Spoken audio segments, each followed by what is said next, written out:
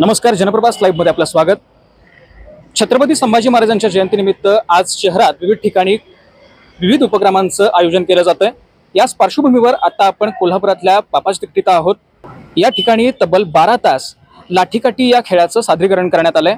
आता आपण तिथेच आहोत, त्यांच्याशी आपण जाणून घेऊयात।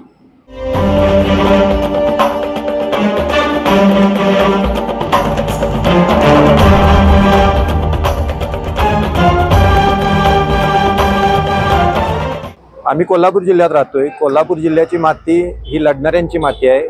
म्हणजे छत्रपती शिवरायांपासून आजपर्यंत सातत्यानं प्रत्येक लढ्यामध्ये पुढाकार घेणाऱ्यांची ही भूमी आहे। मातीमध्ये काय बरं कस आहे आणि आता सुद्धा लढायला पाहिजे। मग कुठल्या गोष्टी बरोबर समाजाला जे नको आहे त्या गोष्टी बरोबर लढायला पाहिजे। मग समाजाला आता काय नको आहे, तर आता काही जयंत्या झाल्यानंतर कार्यक्रमातनं ते दिसून यायला लागले की समाजाला आता डॉल्बी नको आहे, लेझर लाईट नको आहे, त्याच्यापासून कर्णकर्कश आवाज नको आहे, रस्त्यांचा म्हणजे रस्ते बंद करून वाहतूक अडथळा करायला नको आहे, हे लोकांना पाहिजे।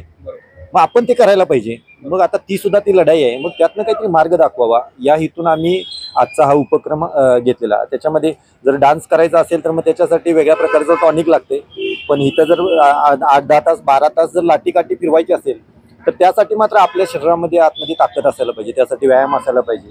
मग हे गुण आपल्या तरुणांच्या मध्ये यावेत आणि मग प्रत्येकानं आपण जिथं राहतोय ती गल्ली असेल, वॉर्ड असेल, गाव असेल, शहर असेल, जिल्हा असेल, तिने आपापल्या क्षेत्रामध्ये वेगवेगळ्या खेळाच्या माध्यमातून मुलांनी प्रेरणा घेऊन प्रगती करावी। आता उन्हाळ्याच्या सुट्ट्या आहेत, इथनं एखादी सवय लागली तर मग काही पोरं आमची कोल्हापूर जिल्हा विविध प्रकारचे खेळाडू देणारा जिल्हा म्हणून पुढे यावा या हेतून आम्ही आजचा हा उपक्रम हाती घेतलेला आहे। हा उपक्रम तर आपण आयोजित केलाच, पण आता इथून पुढे काही भविष्यात तुम्ही काही म्हणजे आता तरुण पिढीसाठी किंवा असे काही तुम्ही नियोजन किंवा बाकीचं असं काही राबवणार आहात का? तसं काही तुमचं प्लॅनिंग आहे? नक्की। छत्रपती संभाजी महाराज जर म्हटलं तर एका हातात लेखणी आणि दुसऱ्या हातात तलवार घेऊन तिने काम केलेलं आहे। वयाच्या 14व्या वर्षी बुद्धभूषण सारखा ग्रंथ लिहून संभाजी महाराजांनी राजनीतीशास्त्र शिकवलेलं आहे, सांगितलेलं आहे ग्रंथाच्या माध्यमातून। तर ज्या पद्धतीनं आता आपल्या बहुजन समाजातल्या मुलांच्या मध्ये शारीरिक कष्ट करून लढायसाठी किंवा काम करायचं शारीरिक कष्टाला तयार असते, जसं संपत आला तर इथनं पुढच्या काळात संपत सारख्या मुलांनाच आम्ही बौद्धिक कष्टाकडे पण वळवायचं आम्ही पुढे आम्ही घेतोय आमच्या मोहिमेमध्ये। आणि मग मुलांना शिवचरित्र, संभाजी महाराजांचं चरित्र, जय महापुरुषांचं चरित्र त्यांच्या रोजच्या दैनंदिन जीवनामध्ये उतरलं तर त्यांची प्रगती व्हावी यासाठी सुद्धा आम्ही पुढील काळात काम करणार आहोत। तरी आता तुम्ही एक वेगळी मानवंदना दिलेली आहे लाठीकाठीचं, काय नेमकं सांगाल त्याच्या संदर्भात? आताच्या काळात कसं झाले, डॉल्बी, दारू हे आता प्रत्येक गावात चालू आहे, हे बंद व्हावं। आणि मैदानी खेळ हा पारंपरिक आपला खेळ आहे, पूर्वीपासून आलेला आहे खेळ। खेळ पुढे चालला पाहिजे, बरोबर, ही पुढच्या पिढीला मानवंदना आहे। तरी तुम्हाला लाठीकाठीच नेमकी का सुचली किंवा लाठीकाठीचीच मानवंदना तुम्ही छत्रपती संभाजी महाराजांनाच द्यावी असं नेमकी का कल्पना डोक्यात? नाही, मी आता छत्रपती शिवाजी महाराज जयंती 19 फेब्रुवारी दिवशी त्या दिवशी मी सिंगल लाठी केली। ते वाटलं की असं काहीतरी करावं संभाजी महाराज जयंती दिवशी।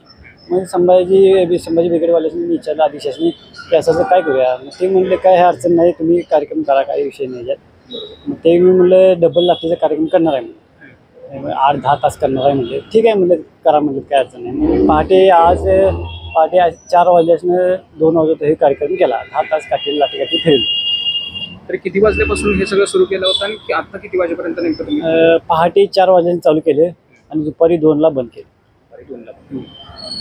तरी लाठीकाठीची ही जी परंपरा आहे म्हणजे याच्या वेगळी पण मानवंदना कुठली ना कुठली तरी तुम्ही दिली गेली असते, खरंच म्हणजे तुमच्या संदर्भात काय म्हणजे नाही, पुढच्या वेळी काहीतरी वेगळं करणार सोडा, पुढच्या वेळी त्यात काही विषय नाही। एकंदरीतच आपण या उपक्रमाची संपूर्ण माहिती आपण त्यांच्याकडून जाणून घेतली आणि सोबतच त्यांच्या तरुणांच्या पुढच्या भवितव्यासाठी त्यांचं एक वेगळं नियोजनाचे आपण त्यांच्याबाबत आपण जाणून घेतलेलं आहोत।